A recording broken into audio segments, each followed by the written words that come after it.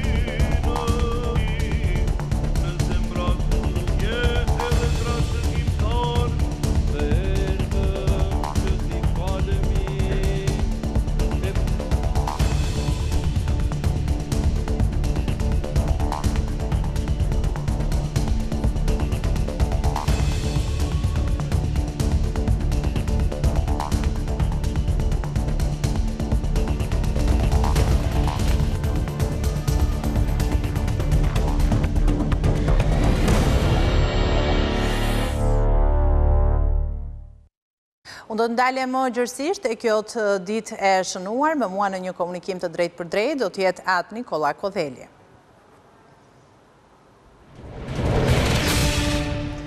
Atë Nikola, përshëndetje, faleminderit që jeni me ne dhe gëzuar. Përshëndetje, gëzuar Krishtlindjen. Dua që fillimisht së bashku të ndalemi pak tek atmosfera. Ne kemi ndjekur që besimtarët, po njerësh edhe qytetarët, ashtu si çdo vit e kanë ndjekur këtë traditë duke mbushur kishat dhe katedralet. Më ndani pak më shumë nga bisedat që keni patur me ta, po njerësh edhe nga atmosfera në këto institucione fetare. Është e vërtet, atmosfera ka qenë shumë festive, ndihet jo vetëm në katedralin e Tiranës, por edhe në gjithë Tiranën, po besoj edhe në gjithë Shqipërinë, sepse është festa që feston lindjen e Krishtit, lindjen e shpëtimtarit, është festa që mbyll një vit dhe nis një vit i ri, dhe njerëzit janë gjithmonë të gëzuar, sepse presin bekimet nga Perëndia. Katedralja ishte plotë për plotë, njerëzit vinë për të lutur, për të kërkuar mëshirë, për të kërkuar ndihmë, për të kërkuar bekimin e Perëndisë, dhe kjo ndihet tek çdo njeri prej tyre. Ka patur këtë vit diçka të veçantë, qoftë në lutjet e tyre, ndoshta tek ata që kanë ardhur në kisha dhe katedrale, çfarë mund të ndajmë për vitin 2025? Por lutjet janë të shumta, janë të private, por janë edhe të shumta. Po shpresa mbetet gjithmonë që të kenë më shumë shpresë dhe dashuri, të kenë bekimet e Perëndisë, të kenë dashuri me njëri tjetrin. Kjo është kërkesa më e madhe, dashuria, besoj. Edhe keni parë këtë tek të gjithë qytetarët dhe besimtarët që kanë ardhur përgjatë këtyre orëve? Po tek të gjithë, sepse edhe tek urimet që dëgjova, dhe tek urimet që dëgjova tek kronika juaj, kjo është për më shumë dashuri, për më shumë shpresë, për më shumë bekime nga Perëndia. Nënat vinë për fëmijët, fëmijët vinë për prindit e tyre dhe për familjet e tyre, për miqtë e tyre. Gjithmonë mbetet ajo që thoshte edhe kryepiskopi, shpresa tek Zoti. Njeriu i kthehet përsëri Perëndisë. Ne e dimë që dolëm nga një sistem i vështirë, shpresa shpeshherë humb tek figurat e ndryshme, tek njerëzit e ndryshme, por ajo që nuk humb shpresa kur është tek Perëndia. Shpresa tek Perëndia mbetet e gjallë dhe e vazhdueshme që njeriu kërkon Perëndinë në çdo formë. Edhe kjo është shumë e bukur në fakt. Dua t'ju pyes, çfarë simbolizon në të vërtetë kjo ditë kaq e rëndësishme? Është lindja e shpëtimtarit, është lindja e vetë Perëndisë, Perëndia bëhet njeri. Kjo është gjë më e bukur. Është e pakuptueshme shpeshherë për mendjet e njeriut, se si ai që krijoi gjithësinë, atë që nuk e nxën qiejt, atë që është jashtë kohe, futet brenda kohës dhe bëhet njeri si ne, bëhet për Adamin e parë, por edhe për njeriun e fundit që do të jetojë në këtë botë. Krishti bëhet njeri dhe i dhuron botës natyrën e tij njerëzore, për neve për ta imituar atë dhe për t'u bërë vëllezër me të dhe për t'u bërë bij Perëndie. Kjo është dhurata më e madhe, që Krishti na jep mundësinë përsëri të quhemi bij Perëndie. Na jep mundësinë që të komunikojmë direkt me Atin Perëndi. Cila është nevoja kryesore sipas jush, Atë Nikolaj, që kanë qytetarët shqiptar në këtë ditë të shënuar, po edhe në këtë prag festash? Të largohen nga lajmet e tepërta, të kenë shpresë tek Zoti, të përqendrohen tek vetja e tyre dhe të japin mundësi shoqërisë, por dhe politikës që të reflektojë, që sepse një shoqëri nuk përbëhet vetëm nga njerëzit fetar, por edhe nga njerëzit pushtetar që drejtojnë këtë vend. Besoj se Perëndia ka për ta ndihmuar Shqipërinë, ka kaluar nga sfida të shumta, njerëzit presin nga qeveria, nga komunitetet e ndryshme, presin që t'i drejtojnë në mënyrën e duhur. Besoj se kjo ka përndodhur dhe tek neve. Po, edhe patjetër është shumë e rëndësishme. Shihni një përqafim në rritje të fesë, po themi, ose të ditëve të shënuara, siç është kjo e sotme nga ana e qytetarëve shqiptar? Keni një perceptim të tillë? Shumë të rinj vazhdimisht vinë dhe pagëzohen, shumë njerëz vinë të pagëzohen në kishë, të bëhen pjesë e kishës, dhe këtë nuk e shikoj vetëm në komunitetin ortodoks, por e shikoj në gjithë komunitetet e tjera. Kjo është e vërtet. Ashtu si një pikë që vjen dhe ulet, kështu tashmë është, besoj se është në ngritje, që njerëzit kërkojnë Perëndinë. Duan, sepse humbën shpresën tek njerëzit, dhe ai që nuk i dëshpëron kur, ai që nuk i mërzit kur, ai që ja nxit shpresën është Perëndia. Ne njerëzit shpeshherë i dekurajojmë njerëzit e tjerë, ose i mërzisim, ose nuk kemi ajo shpresa e tyre. Ai që mbetet shpresa se si për nesh është Perëndia i mëshiruar. Perëndia nuk e braktis kur njeriu, as në gëzim dhe as në vuajtje. Cili është urimi, po njëherë është edhe apeli juaj për gjithë ata që na ndjekin? Urimi është që të besojmë shumë tek Perëndia. Perëndia u bë njeri, u bë si ne, për ne dhe për neve. Apeli është që të duam njëri tjetrin, të duam vendin, të kemi besim dhe shpresë tek Perëndia dhe të lutemi për të parët tanë, të lutemi për qeverinë, të lutemi për presidentin, të lutemi për të parët e komunitetit fetare, të lutemi për vëllezërit dhe për motrat tona. Më shumë shpresë dhe dashuri. Si do duhet t'i vijojnë festimet, po themi, ata që ndoshta do duan në këto momente t'i bashkohen kishave dhe katedraleve ose familjeve të tyre, na jepni disa këshilla. Kishat janë të hapura deri në orën 8 të darkës, ata mund të vinë të vizitojnë, mund të ndezin qerinj, mund të qëndrojnë brenda ambientit të kishës, të luten, të drejtojnë lutjet e tyre, vetëm Zoti mund të argullojë vendin tonë më bukur dhe më mirë. Njerëzit duan që të kenë bekimin e Perëndisë. Perëndia nuk është diçka pa lutjet tona, nuk zbret të dërgoj hirin e tij.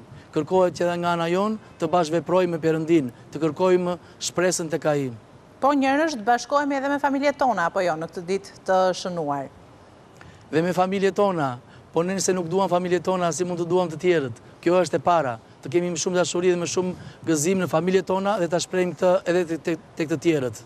Faleminderit shumë Atë Nikolla. Faleminderit që ishit me ne në këtë lidhje të drejtë për drejtë dhe gëzuar. Gëzuar Krishtlindjen. Gëzuar. Në këto Krishtlindje ishte edhe Papa Leoni XIV që drejtoi në Vatikan për herë të parë meshën e madhe të kësaj dite të shenjtë. Në disa gjuhë të botës, ai përcolli dhe mesazhin Urbi et Orbi, Papa u lut për drejtësi, paqe dhe stabilitet për lindjen e mesme dhe përsëriti thirrjen për dialog për luftën në Ukrainë. Nga balkoni i Bazilikës së Shën Pjetrit, Papa Leoni dha për herë të parë bekimin e tij, Urbi et Orbi. Në disa gjuhë të botës, italisht, frëngjisht, gjermanisht, anglisht, spanjisht e portugalisht, polonisht, arabisht, kineze dhe latinisht, Ati i Shenjtë uroi besimtarët në të gjithë botën me Krishtlindje të begata. Mesazhet e tij ishin të fokusuara tek paqja, dialogu dhe rajonet ku dhuna dhe konfliktet vazhdojnë të marrin jetë të pafajshme. Ne e shohim vendimin themelor që do të udhëhiqte tërë jetën e birit të Zotit, vendimin për të mos na lëmë në barrën e mëkatit. Në të njëjtën kohë, ai u kujtoi besimtarëve se paqja kërkon edhe përgjegjësi njerëzore. Përgjegjësia është rruga e sigurt drejt paqes. Papa u lut për drejtësi, paqe dhe stabilitet për lindjen e mesme dhe përsëriti thirrjen për dialog me qëllim fundin e luftës në Ukrainë. Ave Maria, gracia. Nga Zoti le të kërkojmë drejtësi, paqe dhe stabilitet për Libanin, Palestinën, Izraelin, Sirinë. Le t'ja besojmë të gjithë kontinentin evropian princit të paqes, duke kërkuar atij të vazhdojë të frymëzojë një frym bashkësie dhe bashkëpunimi. Le të lutim në një mënyrë të veçantë për popullin e munduar të Ukrainës. Le të pushojë zhurma e armëve dhe palët e përfshirë me mbështetjen dhe angazhimin e bashkësisë ndërkombëtare të gjejnë guximin për t'u angazhuar në një dialog të sinqertë, të drejtë për drejtë dhe respektues. Më herët Ati i Shenjtë kishte kremtuar meshën e tij të parë të vigjiljes së Krishtlindjeve dhe këtë të njëjtë meshën e mëngjesit të Krishtlindjeve në Bazilikën e Shën Pjetrit.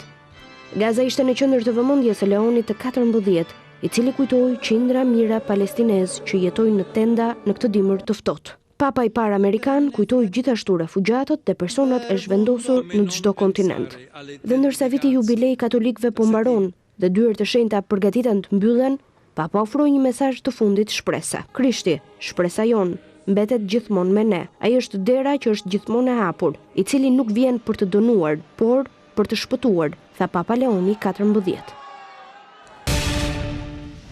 Pronari një marketi në Kavaj u plagos me thik nga një person që e kërcënoi për t'i marrë parat. Policia vuri në prangë autori, një person me probleme të shëndetit mendor. Pronari një marketi në Kavaj u plagos me thik mëngjesin e së njëjtës në ambientet e biznesit të tij. Ngjarja ndodhi në lagjin numër 2 të Kavajës, ndërsa autori i plagosjes është identifikuar nga policia si Eri Velecia. Sipas informacioneve paraprake, autori, i cili dyshohet të jetë me probleme të shëndetit mendor, është futur brenda në market dhe i ka kërkuar para pronarit Artur Ligeja. Fillimisht autori ka dëmtuar fasadën e biznesit dhe pasi ka hasur në rezistencën e pronarit, e ka kërcënuar dhe goditur me thik për t'i marrë shumën e parave. Policia e Durrësit ka vënë autorin në pranga, i cili njihet gjithashtu edhe si përdorues i lëndëve narkotike. Ligeja, pronari disa bizneseve në zonën e Kavajës, u transportuar në spital menjëherë pas ngjarjes. Shqipërisë. Ai është nënshtruar edhe një ndërhyrje kirurgjikale ndërsa ndodhet jashtë rrezikut për jetën. Hetimet për dokumentimin e plotë të ngjarjes vijojnë ende.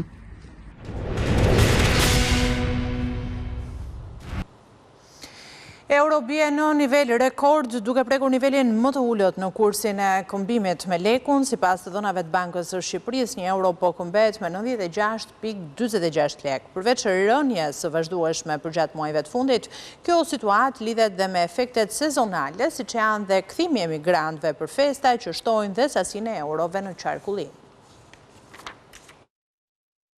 Moneda europiane ka avijuar të dobësohet përballë lekut në javët e fundit të këtij viti. Sipas kursit zyrtar të Bankës së Shqipërisë, këtë javë moneda europiane po këmbet me 96.46 lek, një prej niveleve më të ulta të regjistruara ndonjëherë. Nëse bëjmë një krahasim me të njëjtën periudhë të një viti më parë, moneda europiane ka pësuar një dobësi me gati 2 pikë, pasi në dhjetor të vitit të kaluar këmbehej me rreth 98.46 lek, por pavarësisht kësaj rënja vjetore e kursit mbetet në nivele më të stabilizuara krahasuar me vitet e mëparshme. Kundrejt të njëjtës datë të vitit të kaluar, rezulton se kursi euro-lek ka pësuar një rënje me 2.1%.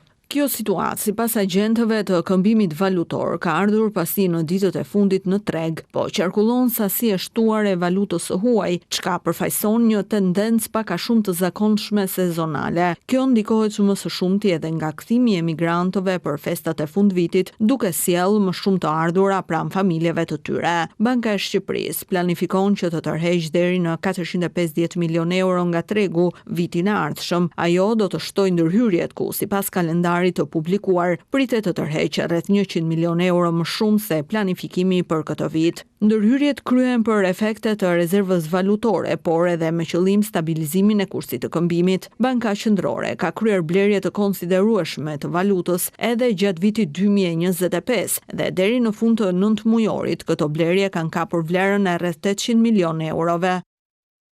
Ishte gjithçka e përgatitur për Newsline për ditën e sotme, të tjera zhvillimet përditësuara minut pas minute nga vendi, rajoni dhe bota. Ju mund t'i ndiqni dhe në faqen tonë abcnews.al, njërësh dhe në valët e radios 105 FM. Bashkë përshëndetemi këtu, miru pafshim.